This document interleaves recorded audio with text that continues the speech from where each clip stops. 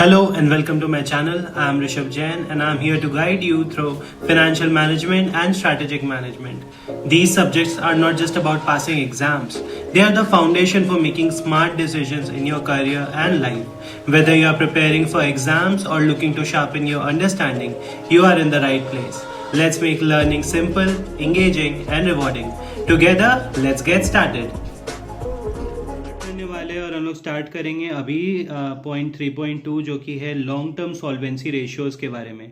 Long term solvency ratio आपका जो है वो डिपेंड करता है, लॉन्ग टर्म सॉल्वेंसी रेशियो जो है वो आपका दो टाइप का होता है। दो टाइप के लॉन्ग टर्म सॉल्वेंसी रेशियोज होते हैं आपके।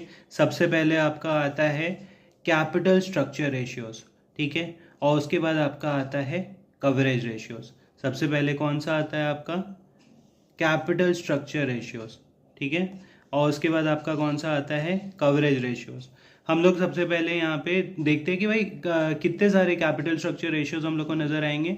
यहाँ पे आएगा इक्विटी रेशियो, डेट रेशियो, उसके बाद आपको नज़र आएगा डेट टू इक्विटी रेशियो, उसके बाद आपको नज़र आएगा debt to total assets ratio, उसके बाद आपको नज़र आएगा debt to total capital gearing ratio, proprietary ratio, ठीक है। यहाँ पे 6 तरीके के रेशियोज हैं जिन पे अपने को ध्यान देना है। उसके बाद हम लोग को क्या नज़र आएगा, उसके बाद हम लोग को नज़र आएगा कवरेज रेशियोज, ठीक है। तो फिर हम लोग कवरेज रेशियो पे ध्यान देते हैं। यहाँ पे कवरेज रेशियो में क्या क्या है, कवरेज रेशियो में सबसे पहले आता है डेट सर्विस कवरेज रेशियो, जिसको हम लोग और क्या बोल सकते हैं, DSCR, debt service coverage ratio, interest coverage ratio, preference dividend coverage ratio और फिक्स्ड चार्जेस कवरेज रेशियो, जो हम लोग आगे चल के देखेंगे। अब चलो हम लोग कैपिटल, ये जो हम लोगों ने यहाँ पे अभी हम लोगों ने देखा लॉन्ग टर्म सॉल्वेंसी रेशियोज और लेवरेज रेशियोज के बारे में। इसी में आगे चल के हम लोग को सबसे पहले कैपिटल स्ट्रक्चर रेशियोज के अंदर जो जो पॉइंट्स हैं हम लोग उन पे ध्यान देते हैं। सबसे पहले हम लोग देखते हैं इक्विटी रेशियो के बारे में। इक्विटी रेशियो क्या चीज़ से बना हुआ है, इक्विटी रेशियो आपका होता है share holders equity upon net assets पे बेस्ड होता है ये, ठीक है। ये होता है share holders equity upon net assets, ठीक है। तो शेयर होल्डर्स इक्विटी का मतलब क्या होता है, शेयर होल्डर्स इक्विटी में आपका यहाँ पे आता है, शेयर होल्डर्स इक्विटी में आपका आता है इक्विटी शेयर कैपिटल और reserves and surplus excluding fictitious asset. ये फिक्टिशियस असेट्स क्या होते हैं भाई, फिक्टिशियस असेट्स उन टाइप के असेट जो रॉन्गली क्रिएटेड है, वो फिक्टिशियस असेट जो सिर्फ बुक एंट्री में नज़र आ रहे हैं। हमको बुक एंट्री वाले असेट से कोई मतलब नहीं है, ठीक है। इसीलिए यहाँ पे शेयर होल्डर्स इक्विटी है, इक्विटी शेयर कैपिटल जो कि और रिजर्व्स एंड सरप्लस से बना हुआ है, ठीक है।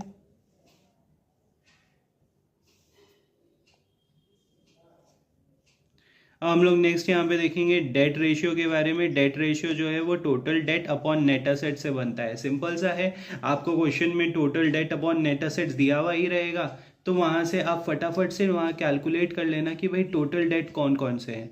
और हम लोग वो टोटल करते हैं डेट टू इक्विटी रेशियो के बारे में बात करना। डेट टू इक्विटी रेशियो में क्या होता है, डेट टू इक्विटी रेशियो में हमारे पास आता है total outside liabilities upon share holders equity, total outside liabilities upon share holders equity. इसमें क्या होता है, हमारा जो टोटल आउटसाइड लाइबिलिटीज है, जिसमें हम लोग टोटल डेट के बारे में बात करते हैं, जो कि होता है लॉन्ग टर्म डेट।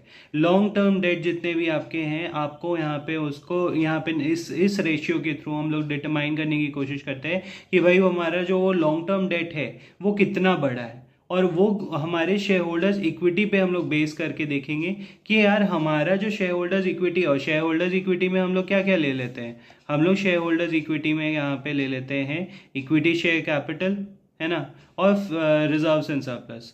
तो यहाँ पे हम लोग का ये जो रेशियो है ये समटाइम्स जो है ये समटाइम्स हम लोग को लॉन्ग टर्म डेट के जो है उसको हम लोग को लेके चलना पड़ता है, ठीक है। नेक्स्ट हम लोग चल के आते हैं, नेक्स्ट जो पॉइंट है हम लोग का पॉइंट नंबर D है, debt to total asset ratio के बारे में हम लोग बात करते हैं। Debt to total asset simple सा कहानी है, total debt upon total assets हम लोग को यहाँ पे करना है।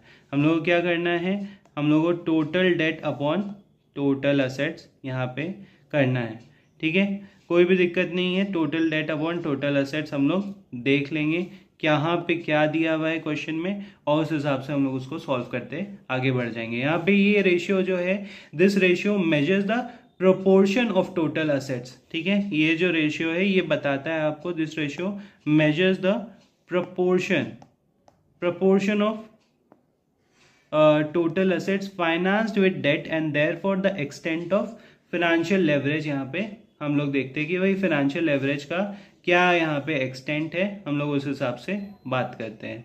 ठीक है, अब higher the ratio indicates what? Higher the ratio indicates that assets are less backed up by equity and hence higher financial leverage। यहाँ पे हम लोगों को क्या बताया जा रहा है कि भाई अगर ये जो रेशियो है, डेट टू टोटल एसेट्स वाला जो रेशियो है, ये बहुत हाई होगा। अगर ये बहुत हाई है तो इससे क्या होगा, हायर द रेशियो इंडिकेट करता है, क्या बात को इंडिकेट करता है, that it indicates that assets are less backed by equity. Equity जो है वो हमारे जो असेट्स है वो उसको बैक नहीं कर रहे। हमारा जो सारा का सारा पैसा है वो हम लोगों ने उधारी पे लेके यहाँ पे इन असेट्स को बनाया है। मतलब किसी भी दिन बिजनेस गड़बड़ाया और हम लोग को उधारी का पैसा चुकाना पड़ा तो हमारा असेट्स जो है बिक जाएगा। इसीलिए ये जो असेट्स है ये जितना हायर होता है, हायर द रेशियो, ये इंडिकेट करता है कि हमारा इक्विटी जो है लेस बैक कर रहा है, hence higher financial leverage risk हमारा ज़्यादा हो जाता है यहाँ पे। अब हम लोग नेक्स्ट देखते हैं capital gearing ratio. Now this is very important ratio. ये जो रेशियो है ये इंडिकेट क्या कर रहा है हमारा, ये रेशियो जो है सबसे ये जो रेशियो है ये देखो, proportion of fixed interest dividend bearing capital, ये शो करता है, कैलकुलेट करता है कि proportion of fixed interest bearing capital, fixed interest bearing capital मतलब ऐसा कैपिटल जो आपने मार्केट से उठाया है जिसपे इंटरेस्ट जो है वो फिक्स्ड है।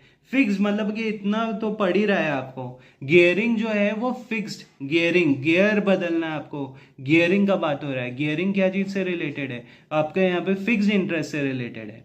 ठीक है, तो फिक्स्ड इंटरेस्ट का जो यहाँ पे बात हो गया, तो हम लोग को यहाँ पे ध्यान देना है कि कैपिटल गियरिंग रेशियो में देखो फिक्स्ड कैसे आया, प्रेफरेंस शेयर कैपिटल इसमें फिक्स्ड होता है, हाँ। डिबेंचर्स में फिक्स्ड इंटरेस्ट देना पड़ता है, हाँ। अदर बोरोड ऐसा फंड जिसमें फिक्स्ड इंटरेस्ट देना पड़ता है, हम लोग उसको यहाँ पे क्या लेते हैं। उसके बाद हम लोग का नेक्स्ट यहाँ पे क्या चल के आता है, हम लोग का नेक्स्ट यहाँ पे है आपका, इसको हम लोग को डिवाइड करना पड़ता है किससे, इक्विटी शेयर होल्डर्स फंड से। इक्विटी शेयर होल्डर्स फंड में क्या क्या आ जाएगा, तो equity share capital plus reserves and surplus, और अगर कोई लॉसेज है तो वहाँ यहाँ पे हम लोग को लेस करके दिखा देना है।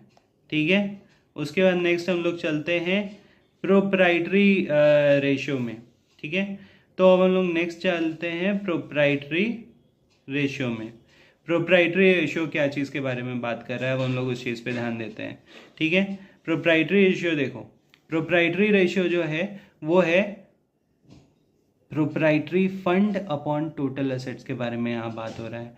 ठीक है, तो proprietary fund includes capital, equity share capital, preference share capital and reserves and surplus. क्या क्या तीन चीजें हैं यहाँ पे, equity share capital, preference share capital और रिजर्व्स एंड सरप्लस। आपको प्रोप्राइटरी फंड में इन तीनों को लेके चलना है, equity share capital, preference share capital and reserves and surplus. Propriety आपका अपना ओन फंड्स, यहाँ पे जो ओनर्स है उनका फंड, और उसको हम लोग डिवाइड करते हैं क्या चीज से, टोटल असेट्स से। टोटल एसेट्स में हम लोग फिक्टिशियस एसेट्स एंड लॉसेस को एक्सक्लूड कर देते हैं, और उसके बाद हम लोग जब डिटरमाइन करते हैं तो यहाँ पे प्रोप्राइटरी रेशियो आता है। और ये प्रोप्राइटरी रेशियो क्या बता रहा है कि भाई हमारा जो ये फंड है उसमें हम लोग ये रेशियो बताएगा कि जो प्रोप्राइटरी फंड है वो टोटल एसेट्स के कंपैरिजन में कितना ज़्यादा या कम है, क्या रेशियो है, कितना हक है, जो टोटल एसेट जितने क्रिएट किए गए हैं वो प्रोप्राइटरी फंड को कितना शो कर रहे हैं, ये इस बात को यहाँ पे डिटरमाइन किया जाता है। तो अभी हम लोगों ने क्या सीखा, ठीक है, एक लमसम में देखे तो हम लोगों ने यहाँ पे कैपिटल स्ट्रक्चर रेशियोज के बारे में देखा, जिसमें हम लोगों ने इक्विटी रेशियो देखा, उसमें हम लोगों ने डेट रेशियो देखा, डेट टू इक्विटी रेशियो देखा। ठीक है, फिर हम लोगों ने debt to total assets ratio के बारे में बात किया, और लास्ट में कैपिटल गियरिंग रेशियोज के बारे में बात किया, और प्रोप्राइटरी रेशियो भी देखा हम लोगों ने। अब हम लोग उसके बाद क्या देख रहे हैं, उसके बाद हम लोग नेक्स्ट देख रहे हैं यहाँ पे, नेक्स्ट हम लोग यहाँ देख रहे हैं क्या बोलते हैं कवरेज रेशियो के बारे में। कवरेज रेशियो क्या बताता है? Coverage ratios measure the firm's ability to service the fixed liabilities.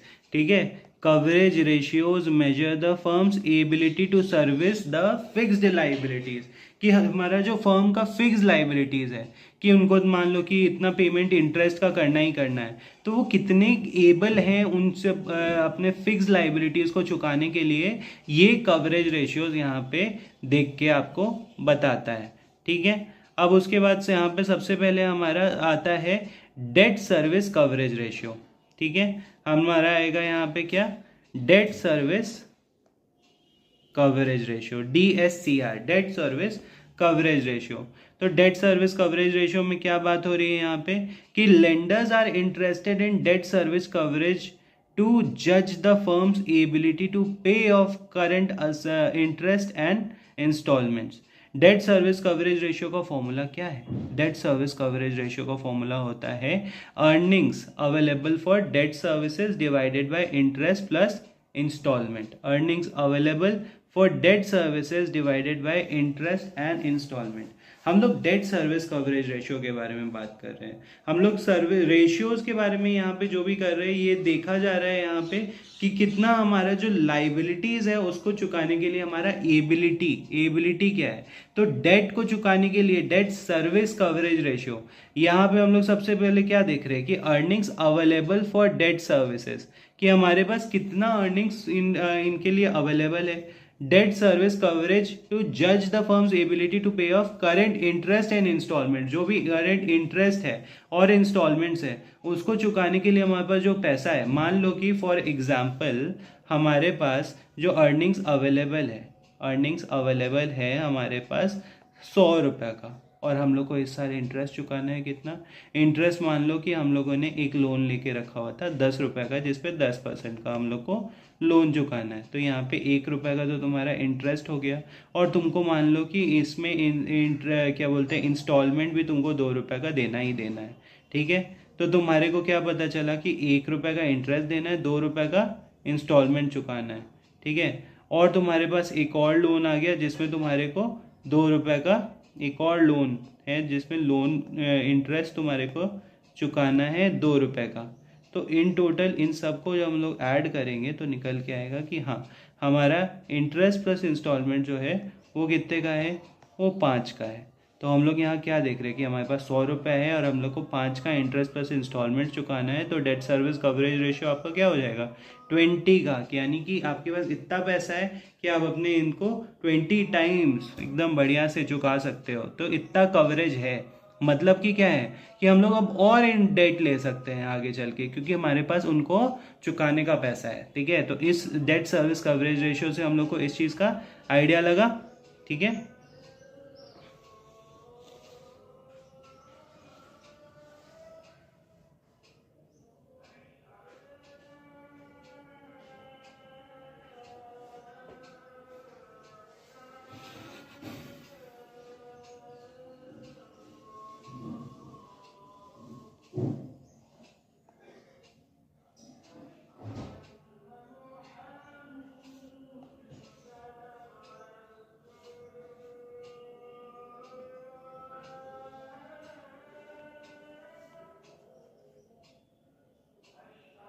Let's continue. हम लोग यहाँ पे अब बात कर रहे हैं earnings available for debt services में क्या हम लोग को लेके चलना है। देखो, debt ratio service coverage ratio जो था उसमें क्या फॉर्मूला था, हमारा फॉर्मूला था earnings available for debt services. अब earnings available for debt services में लेंगे क्या क्या, earnings available for debt services में हम लोग यहाँ पे लेंगे नेट प्रॉफिट। ठीक है, नेट प्रॉफिट तो सबसे पहले लेना ही है, वो भी आफ्टर टैक्स। ठीक है, उसके बाद हम लोग इसमें ऐड बैक करेंगे non cash operating expenses like depreciation and firms to pay dividend on preference shares. Preference shares यानी कि हम लोग को देखना है कि हम लोग का कितना एबिलिटी है कि हम लोग प्रेफरेंस शेयर्स को चुका सके। ठीक है, तो यहाँ पे अर्निंग आफ्टर टैक्सेस आएगा। प्रेफरेंस डिविडेंड हम लोग को देना है, हम लोग आफ्टर टैक्सेस देंगे। ठीक है, हम लोग का एबिलिटी हम लोग देखेंगे to pay dividend on preference shares which carry a stated rate of return.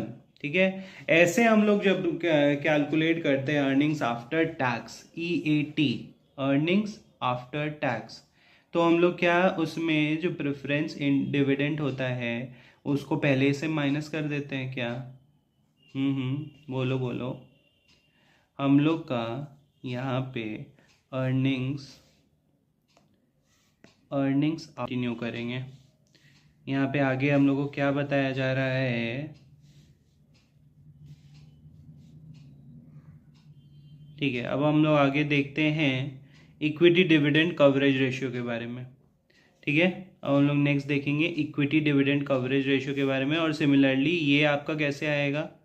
तो यहाँ पे अर्निंग आफ्टर टैक्स में से आप प्रेफरेंस डिविडेंड माइनस कर दोगे, तो और तो अब आपके पास प्रेफरेंस डिविडेंड माइनस करने के बाद आपके पास इक्विटी डिविडेंड हम लोग यहाँ से डिवाइड करते हैं, तो इक्विटी डिविडेंड कवरेज रेशियो हमारा आता है। ठीक है, इक्विटी डिविडेंड कवरेज रेशियो हमारा आता है। ओके, इसीलिए ना बोला जाता है कि आपका जो प्रेफरेंस डिविडेंड है वो टैक्स डिडक्टेबल नहीं है, और बाकी ये जो लोन्स वोन्स होते हैं वो आपके टैक्स डिडक्टेबल भी हो जाते हैं। I hope this session has helped you to clarify the concepts and gave you a solid understanding to build on. Remember, mastering this is a key step towards your success. If you found this video helpful, give a thumbs up and please share it with your friends and subscribe to the channel for more content like this.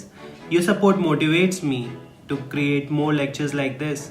Keep learning, stay focused, and remember, every small step you take brings you closer to your goals. Thanks for watching, and I'll see you in the next lecture. Thank you.